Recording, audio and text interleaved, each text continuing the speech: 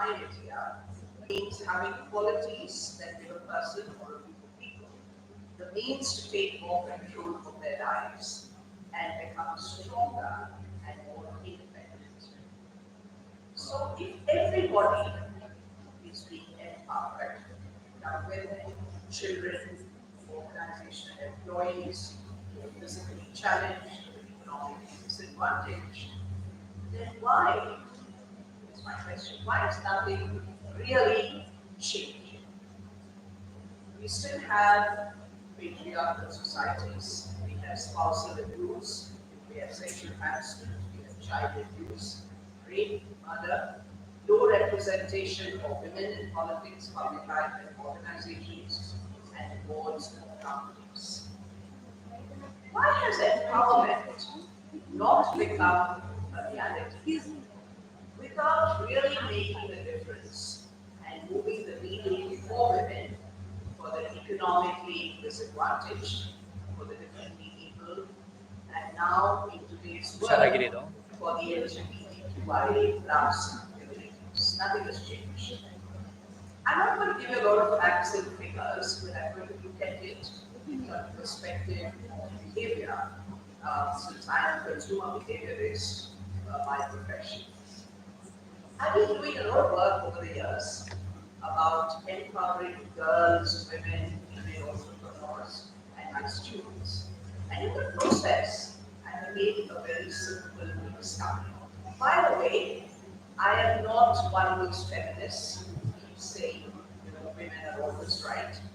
And at my age, I'm gender agnostic. I believe that men need to be empowered too. And I'm actually planning a course helping men be empowered enough to deal with all of us empowered women, right? And I think it's desperately needed. I believe, and I'm going to be politically incorrect here, that empowerment has become a box to be picked. Very few people know what it really means.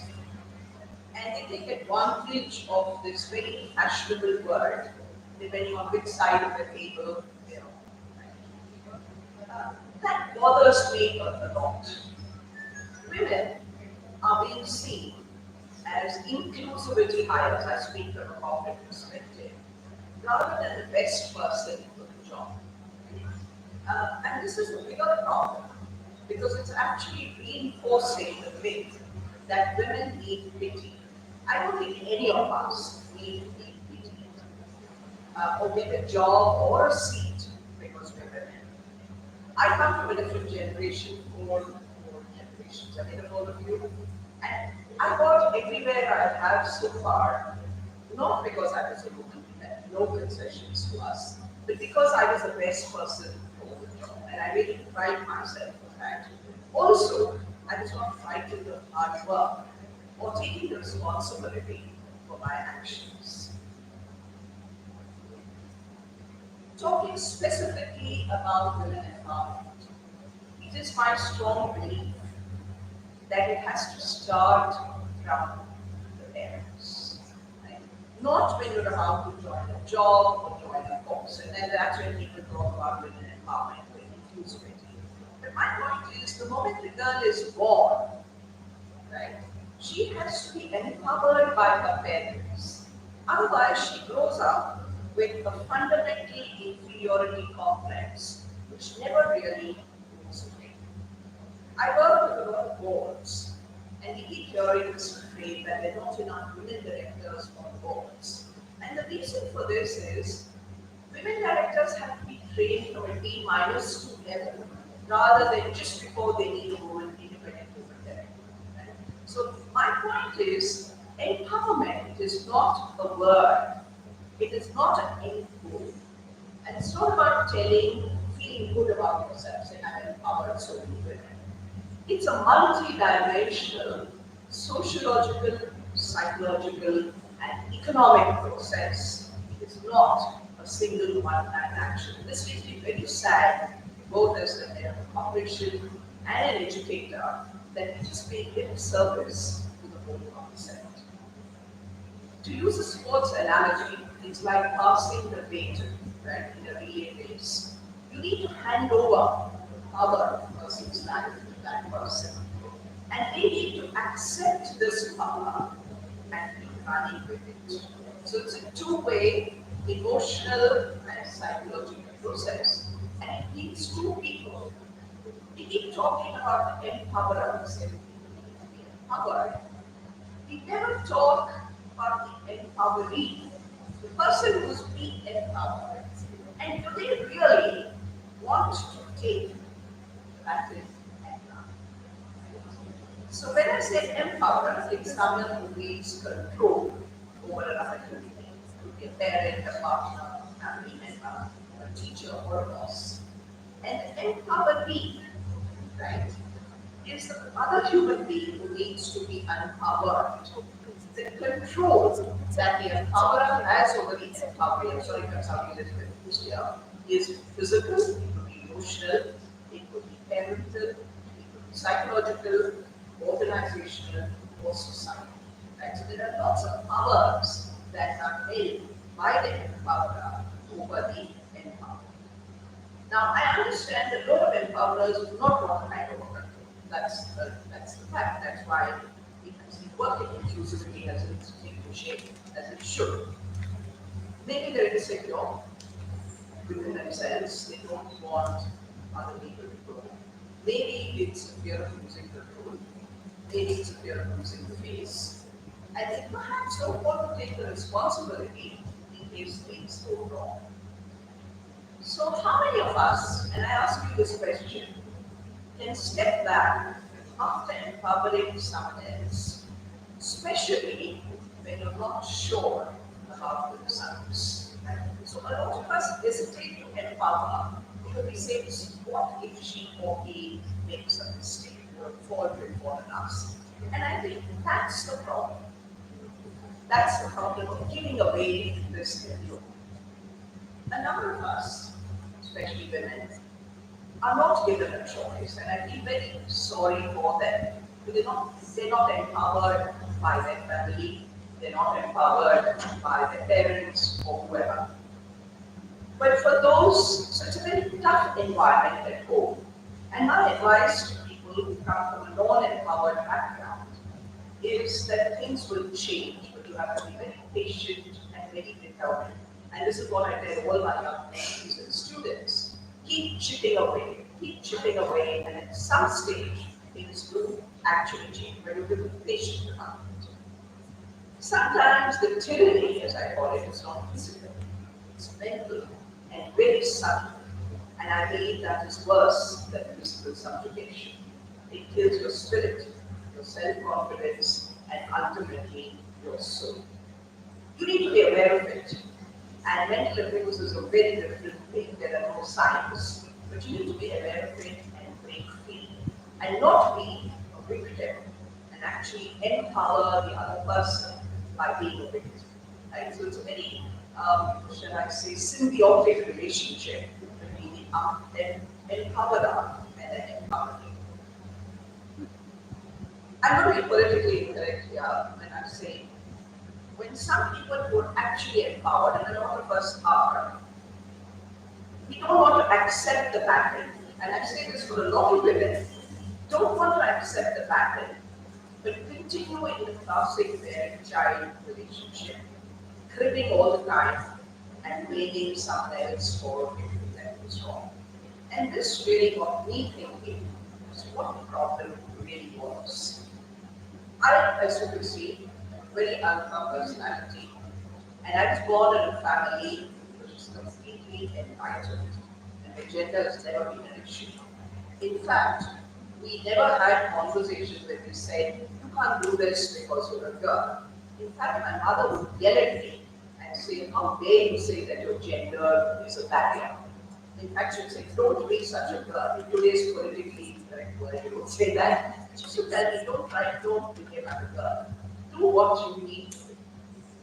So coming back to empowerment, I realized that a number of people, this is part of my career, my students, some of my mentees, The people who want to empower are not ready to be empowered. Have you ever thought about the other angle? We talk about this all the time. Because this means that you have to take the responsibility, you have to take the accountability for your own actions, and the frightening fact is that you can no longer blame anyone else, the government, your father, your mother, the cow, whatever it is. You can't blame anyone else for your decisions. You have to face those consequences fair and square. Right? And this is, I think, what frightens people to just accept the status quo.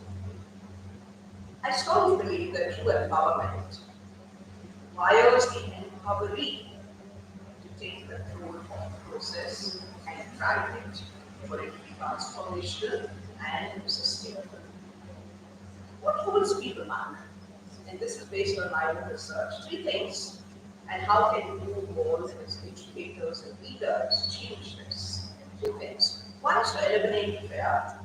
Second is to provide unconditional, non-judgmental support. And the third, which is a gift of true knowledge. Let me talk about fear. Fear can be fear of failure. Fear can be the fear of being laughed at. Now with social media, we're all so upset and worried that people laugh at us. It could be an economic fear of losing one's job. But if I help the people I'm empowering to face these fears and provide unconditional, non-judgmental support, even if they fail, I think it will move the needle. I'm a cancer survivor. I've been in remission from 2015 when I was diagnosed. Initially, I was overwhelmed, and after a couple of days of wallowing in self-pity, feeling very sorry for myself, I realized that I had to face the problem squarely in terms of it. I thought about the worst that would happen to me, which was dying, and I've never been frightened of dying, so I said that's okay. And then I went deeper and I realized the only concern, my main concern, was that my son should be secure financially, emotionally, and educated. So I set out to put my affairs in order, got my will, and got everything organized so that the boy would be safe. And believe me, the fear of the cancer suddenly went away. We don't want to face facts sometimes and we hide our heads in the sand like hospital. And I think that's exactly what we shouldn't be doing. As empowerees, that's something we have to face. The quote Will Smith in his movie After Earth, he says, fear is not real. It's a product of the thoughts you create. Do not misunderstand me. Danger is real, but fear is a choice. And I chose not to be frightened. Which brings me to the concept of they and paradise is our lead planet now. So this concept of they is very prevalent particularly in our country. So when I was 19, I first heard the word they. And I've been searching for they ever since. I'm now 66, I still haven't found they. And I realized that they who are omnipresent, opinionated, invisible, are mythical beasts, right? Who don't feed you, they just criticize and lay down arbitrarily. They and fear is the concept of Hava and Rasa, those of you who have classic and dance. This is the concept of Hava and Rasa. One feeds the other. In our country, and this again politically, when I say this, parents use they to discipline their children. I'm sure you faced it, and I hope you as parents don't use it. Use they to discipline their children without becoming unpopular. So you said, no, I'm saying you can do it. What will they say? Have you heard that? Sounds very familiar. I say it always fine. Right? And they use it so liberally that it's become part of our times. We're always worried about it. The other thing that has helped me in good stead is knowledge, and I strongly believe knowledge is truly power. And the greatest gift, and you are all teachers, the greatest gift you can give anyone is the gift of knowledge.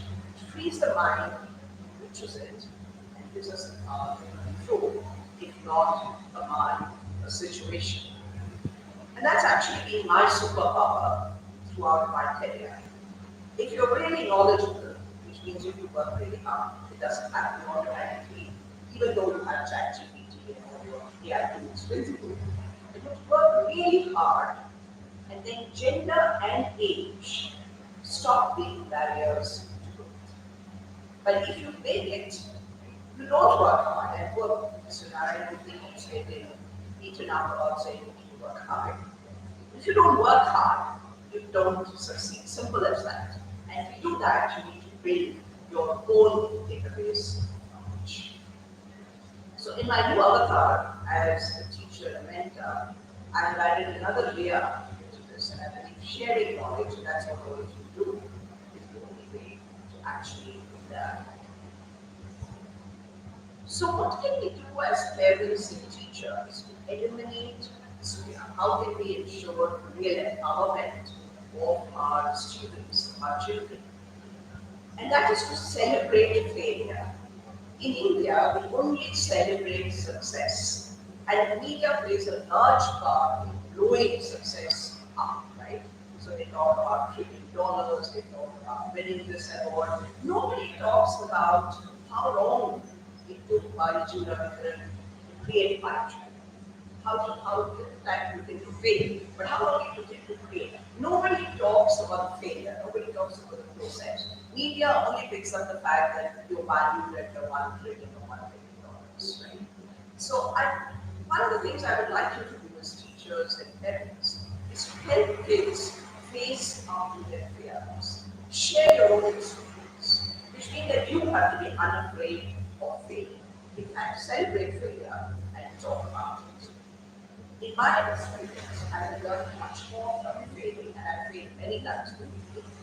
Success is seven thumbs up and likes on social media. That's it. It lasts for 2 minutes, not more than that. But failure is what actually teaches you to be a better person.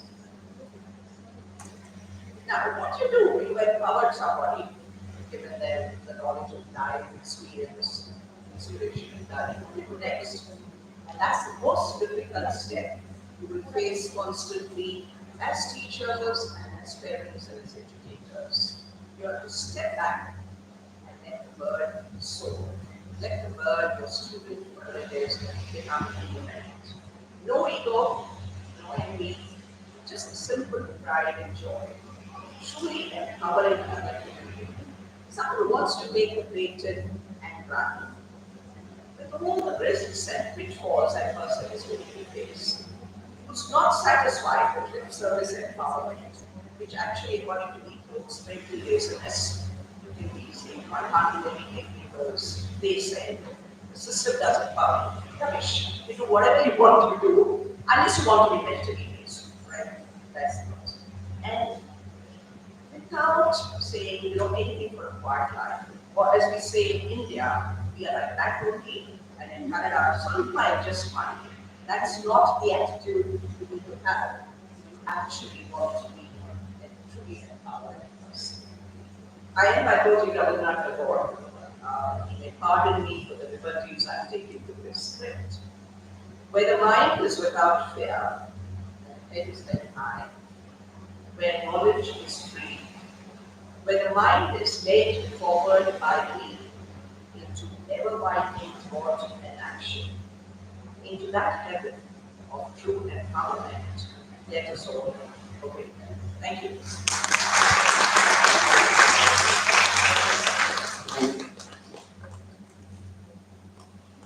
Thank you, Madam, for sharing your valuable insights and those motivational words. I now request Dr. Venkatesh VR to felicitate the Chief Guest.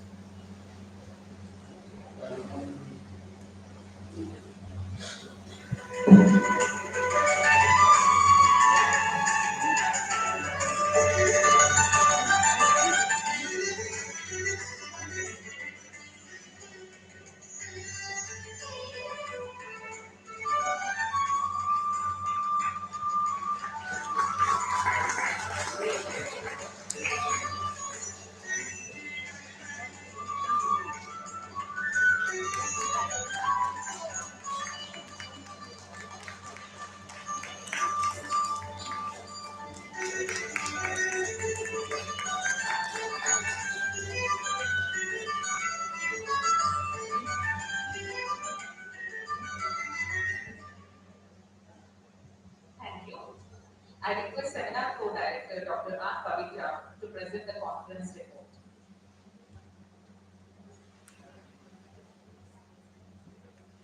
Good evening, everyone. I'm Dr. R. Pavitra, Assistant Professor working in the Department of Commerce and Management, is privileged in presenting the report of National Seminar.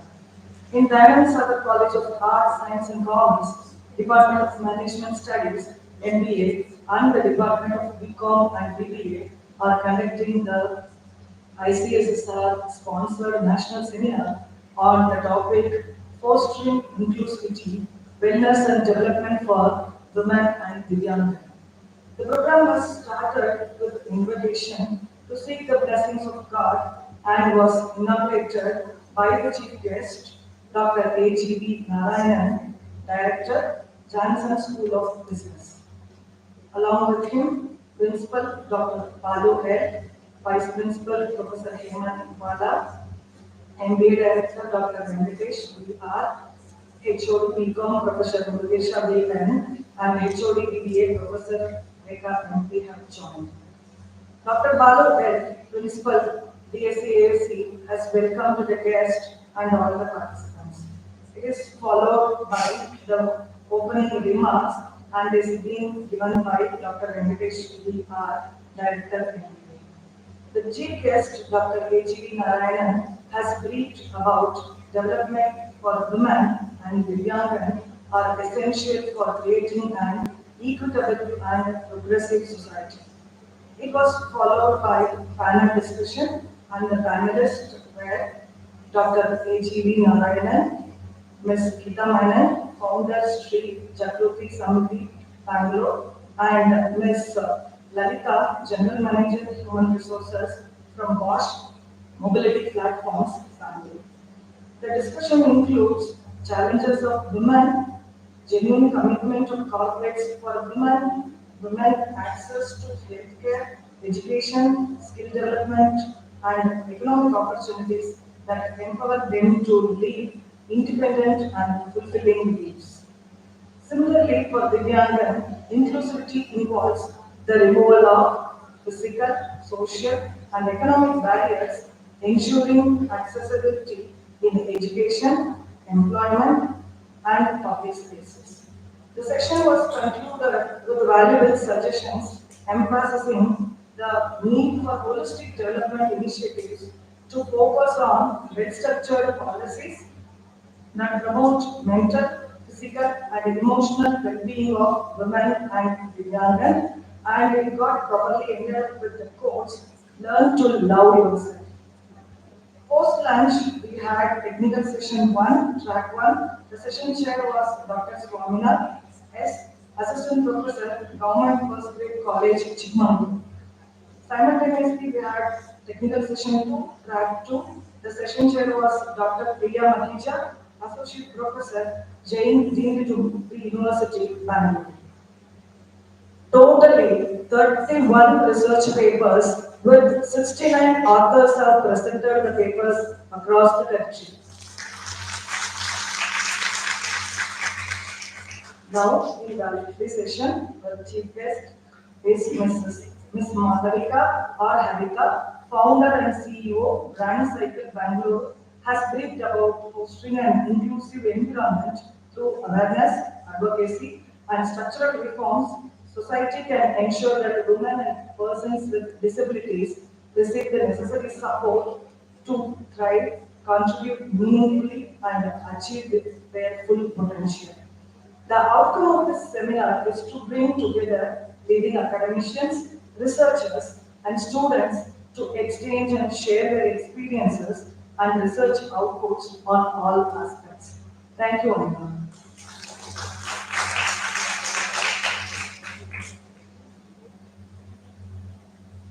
Thank you. As we conclude this seminar, we would like to invite our esteemed participants to share their valuable feedback on today's seminar. Your insights and experiences will help us improve and make future events even better. If anyone would like to share, please feel free to come forward and share your experiences. Any participants over there who would like to share their experiences?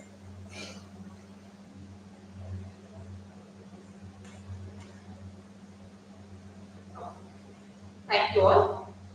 Now I request our chief guest to distribute certificates to the participants.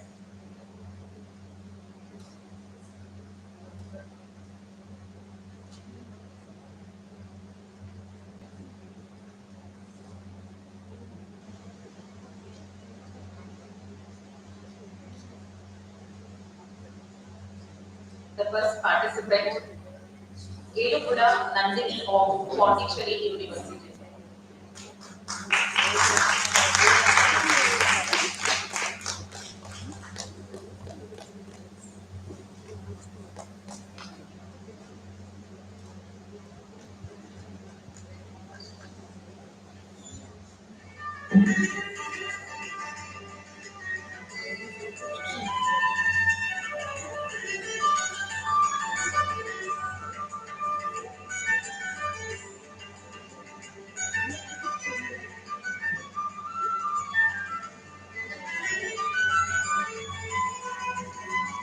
Next is Ashita Raman.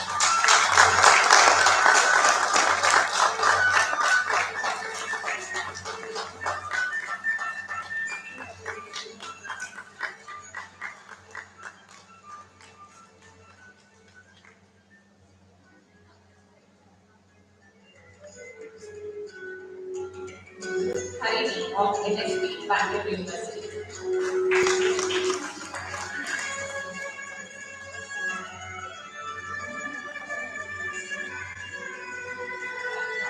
Mahalakshmi of Bangalore.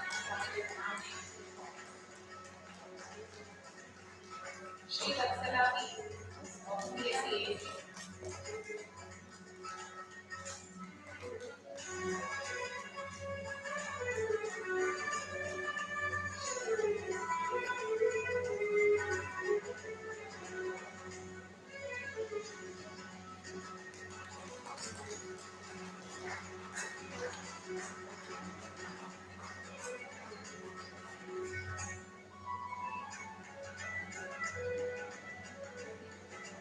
Girija KS.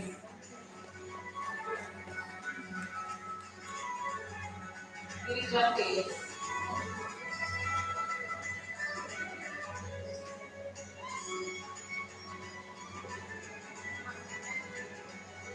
Dikshita TC. Dikshit TC. Devi Kretna. Manoj Kumar. Chaitra Arun. Nayana T. Nayana. Purnima Punikar.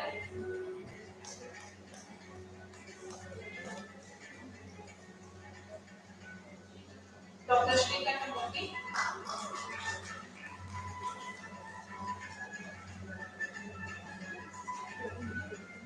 Dr. Aruna Devi.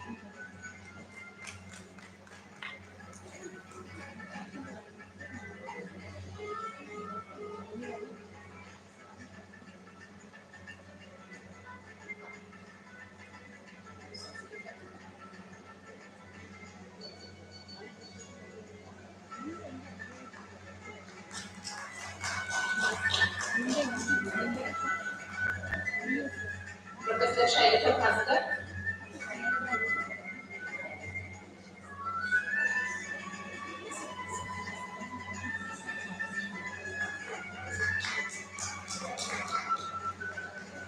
Professor Anita.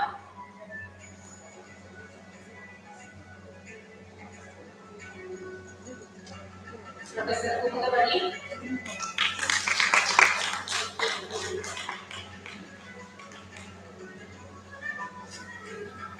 Professor Pamikar Kaur.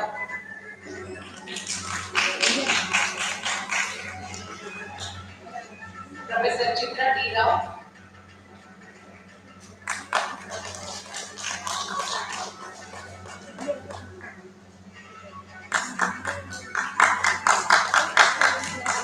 Professor Ashwini Kasarani.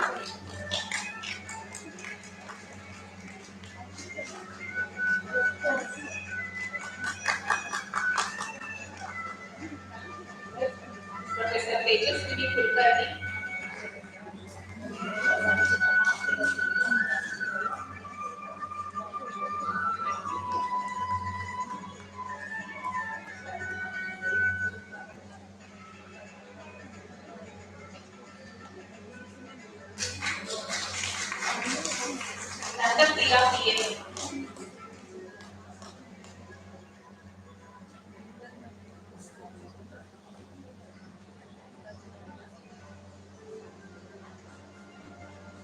Mohan Priya yes, Mohana Priya,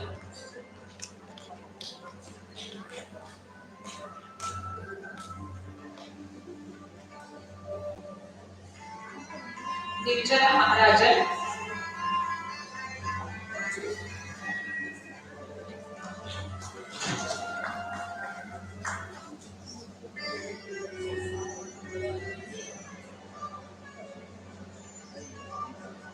Sushant R,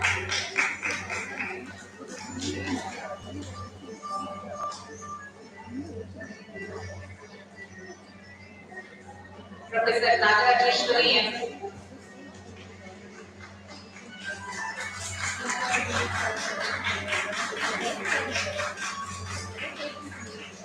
Samyukta Garida,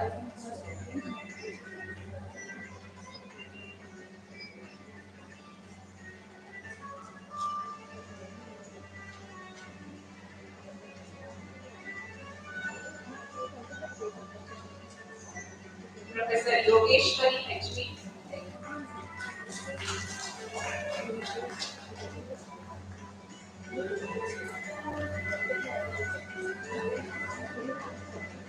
Professor Saujanya Nagaraj,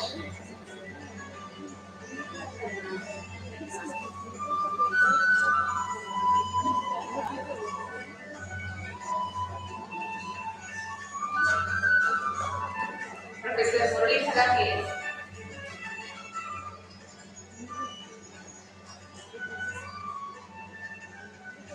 Dr. N. Geeta Lakshmi,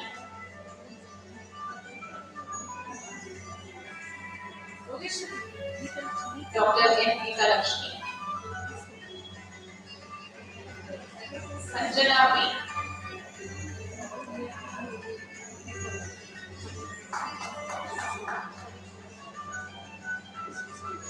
Sanjana B,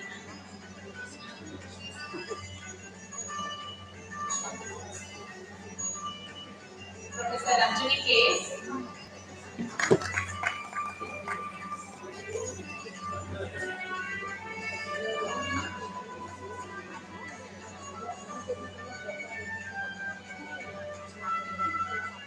Ranjani KS, Professor Ranjani KS, Chaitra SR,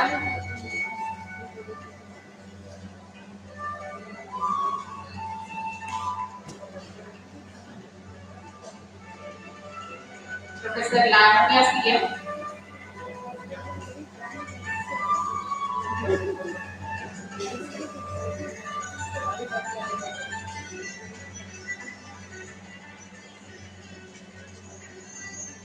Dr. R. Pavitra,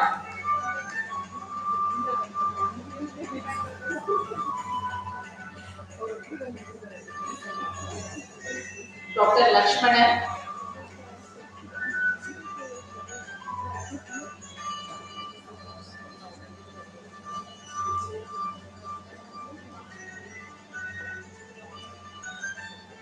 A. Tarini,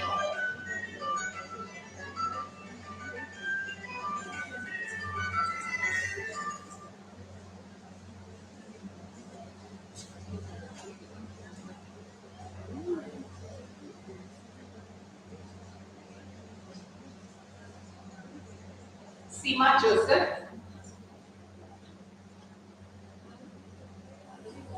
Dr. Vidyashri,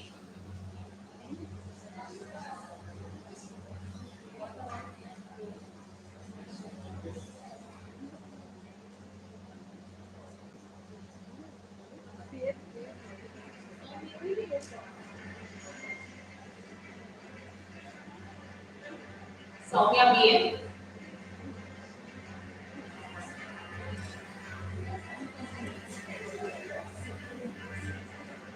Ashutosh Kumar,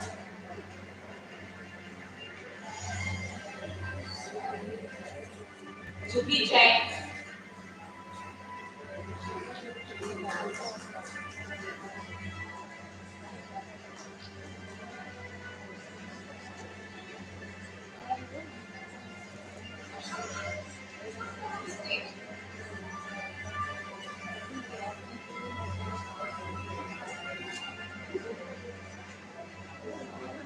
Juhi Jain, Professor Rashmi Umanji,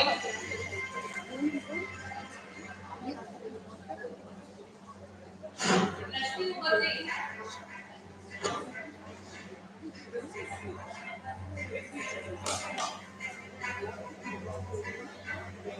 Samya PM,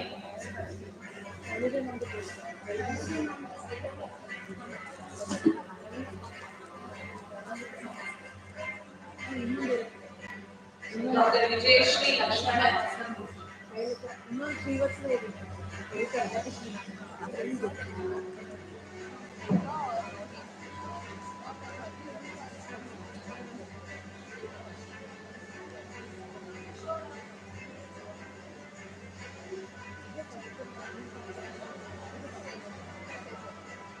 Vijayashree Lakshmanan, Dr. Chetan Shetty,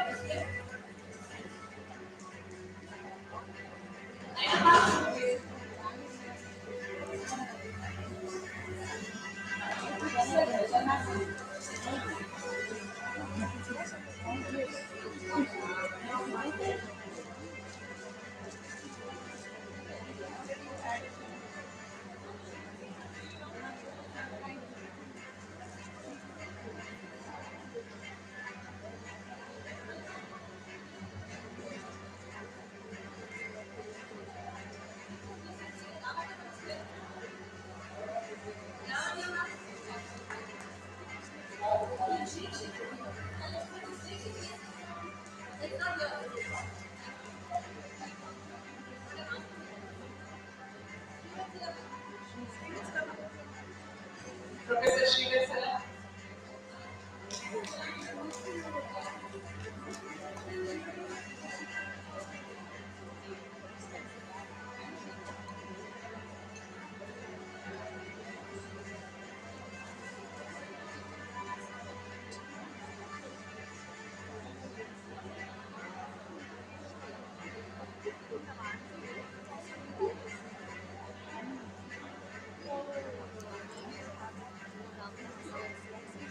participants, anyone else we missed out?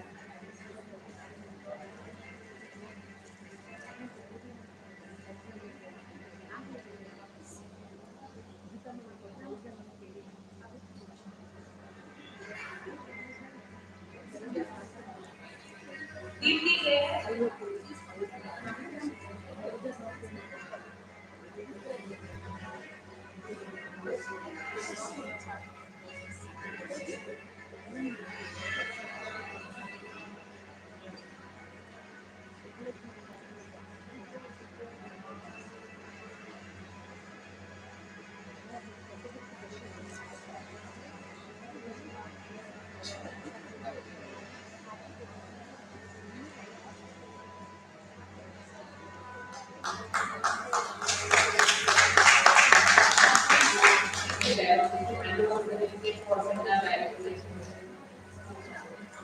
Dr. Subulakshmi So, Seminar Director.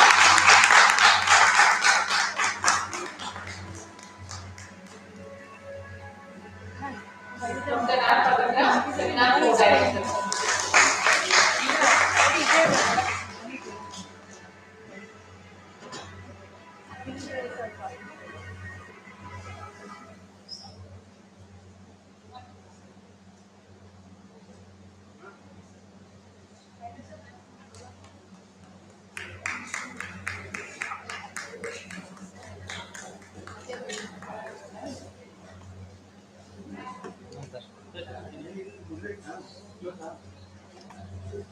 Feeling gratitude and not expressing it is like wrapping a present and not giving it. With this beautiful quote by William Waterford, I now request Dr. Venkatesh PR, Director MD to deliver vote of thanks.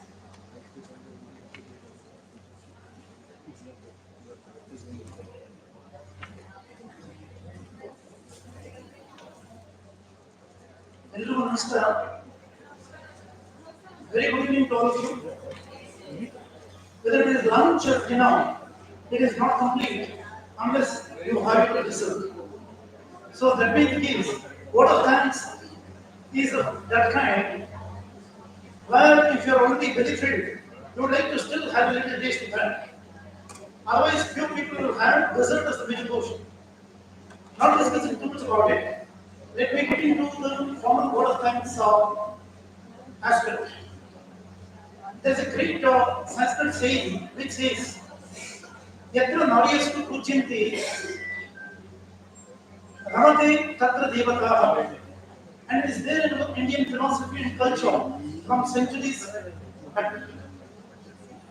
Wherever the women and the girl children are respected from the heart, not from the lips, there, very pleasantly, with an excellent mood and minds, gods, goddesses, and angels do reside. With this quote, I would like to express my sincere thanks to all those who participated, who made this particular national level Icssr seminar a grand success. Uh, as in the report, it was already mentioned, successful inaugural function and the transactions were conducted. And coming to the valedictory function, I express my sincere and deep heartfelt thanks to Miss Malavika Harita, who took her time and spared her time despite her busy schedule to deliver this valedictory address. A big round of applause to Miss Malavika.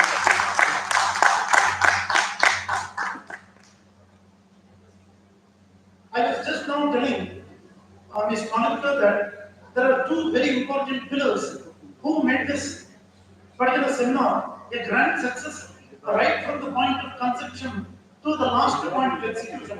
And they are Dr. Subhashmi and Dr. Kavita. The children of the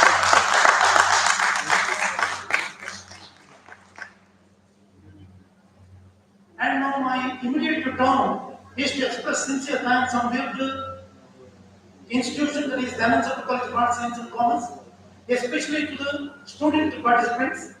Further, with respect to the participants who have come all the way from different places across the country and presented the papers here, you saw few of them taking the certificates also. Heartfelt thanks to those student scholars who came and presented the papers. A big round of applause. And other research scholars and the faculty members, maybe assistant professors, associate professors who presented the papers and enriched today's seminar.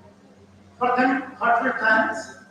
And the session chairs and the morning panel members and the inaugural session president of the chief guest and all those. It is time to express my thanks to all the directors, deputy directors, heads of the departments, professors, assistant professors, associate professors, teaching and non-teaching staff, the catering agency, and the facility providers, maybe audio, video, or the coolers, whatsoever. Everybody has put in his or her efforts here. Now, saying all this, I feel honored to say that Ms. Monica was very kind enough in saying that let us empower men and one of those in order to manage and face empowered women in large numbers.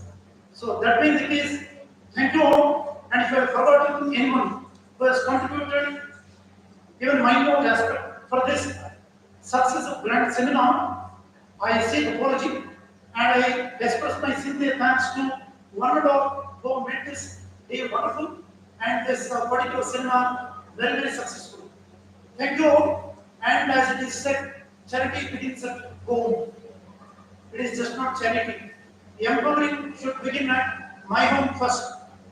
This my home is just not referring to Venkatesh or Malika man or somebody. It should happen at every home. So let us all go with that particular point of spirit and let us empower our girl children.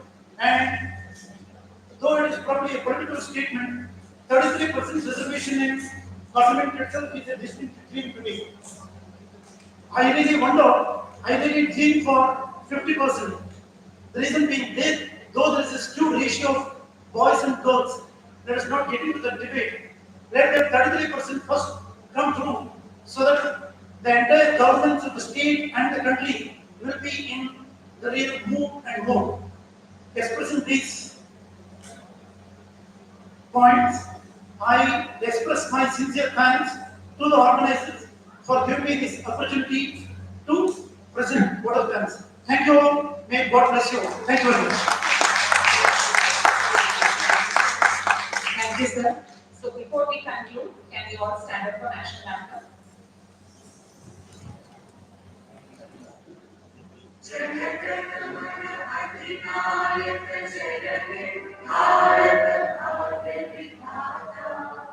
Punjab Sindh Gujarat Maratha Dravid Utkal बंगा विंध्य हिमाचल यमुना गंगा उच्चल जलधि तरंगा तव शुभ नामे जागे तव शुभ आशीष मांगे गाये तव जय गाथा जय जन मंगलदायक जय हे भारत भाग्य विधाता जय हे जय हे जय हे जय जय जय जय हे I request everyone to join for group photo.